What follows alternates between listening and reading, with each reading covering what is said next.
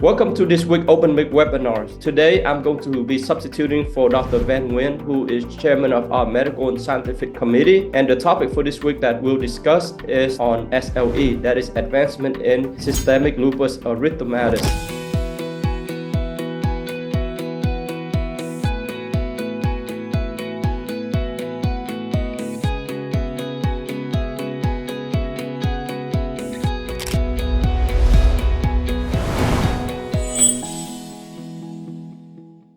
Here I'm going to share with you an overview or summary of what I presented to members of our leadership team. First, I went over the underlying science and medicine of SLE, that is the pathophysiology of this condition. Specifically, I discussed what causes this autoimmune condition. I then went over the prevalence, how common this condition is. Next, I feature about the sign and symptom of this disease, as well as the ramification, the complication of SLE. Topic for today again is the emerging trend in the management of SLE or systemic lupus erythematosus. This disease is known as the wolf disease. Its name lupus is derived from the Latin root, and that is the word for wolf. For prevalence, this SLE is found in 1.5 million Americans and at least 5 million people worldwide. They either have at least one form of lupus, and our focus for the form of lupus that is our focus for today is SLE or systemic lupus erythematosus. For lupus, they tend to have like the associated trigger that can trigger the flare of the disease and tend to be the environmental stress like exposure to sunlight as well as infection. People who have a history of lupus or have other genetic variants, they tend to have lupus or the flares.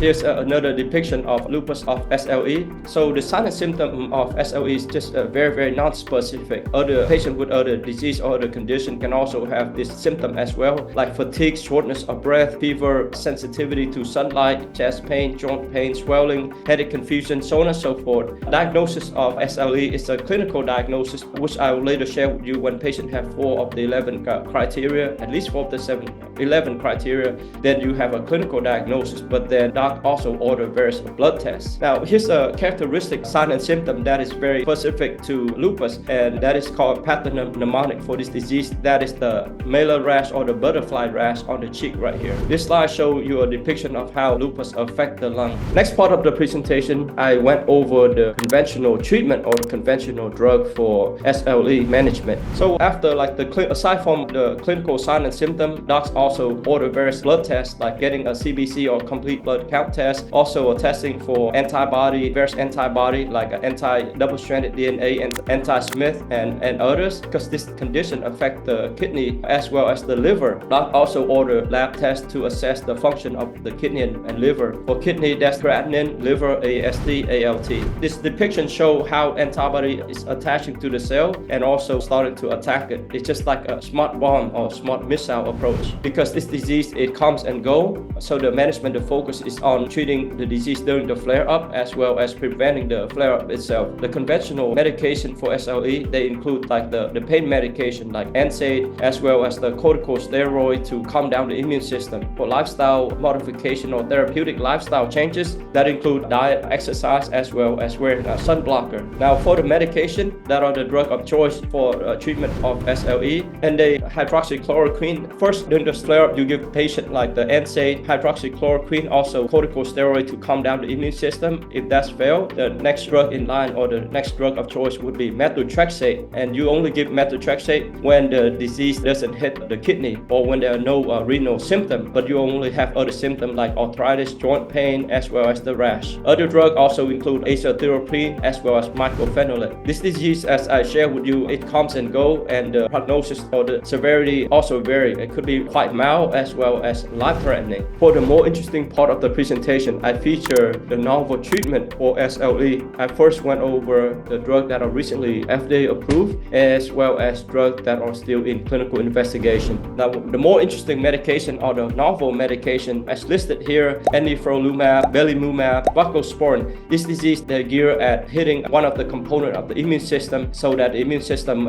activity would be reduced, and as such it won't attack the body itself. Anifrolumab, it targets the type 1 interferon receptor. Belimumab, it suppresses the B lymphocyte stimulator, and as a result it would reduce the antibody formation. Belimumab as well as voclosporin, they're indicated for treatment whenever there's the kidney involvement or lupus nephritis. For novel medication, you have the baricitinib, which is a JAK inhibitor. Also there's a monoclonal antibody, or the antibody that attacks the different aspect of the immune system. These new medications are still in different phase of clinical trial. You also have the small molecule inhibitor. Again, whether it's the antibody or the small molecule inhibitor, the key to treating lupus SLE is to hit the immune system so that the immune system would calm down and not hitting the body itself. But when you hit the immune system, then the body defense system is weakened, and that would open door to opportunistic infection. For example, cold or flu or other infection that does not normally kill you can become life-threatening when the patient is taking immunosuppressant. So the new trend is for a personalized treatment. That is the developing of drug that would be tailored or custom-made based on the patient genetic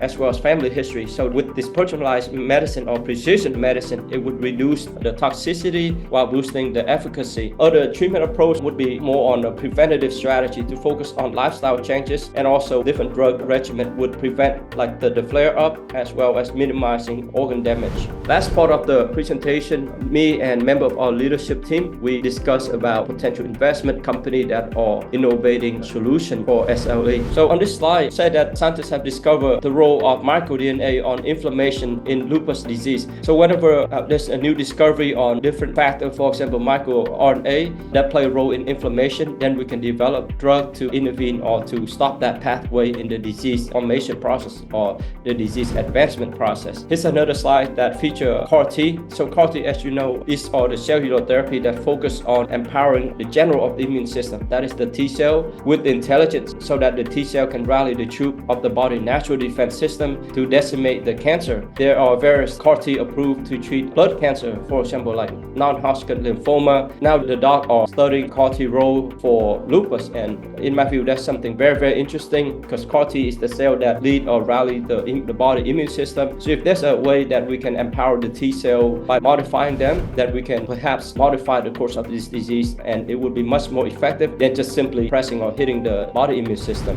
If you enjoy our video, make sure you hit the like button, subscribe to our YouTube channel, share it with your friends and your family. Also, just tap, you don't have to smash on the bell notification button so that you can get our video as soon as they are released. Now, the other thing I want to share with you about is that our fund, we have weekly open mic webinar where our leadership team meet, and our chairman of the medical and scientific committee, that is Dr. Van Nguyen, he's a cardiologist, also medical director. And he and our team present on the latest advancement in the life science sector. We cover many niche, many topics, which allow me to gain an advantage in the life science sector. And in knowing so, I can fine-tune my research position and invest in young innovative company before they blow up big.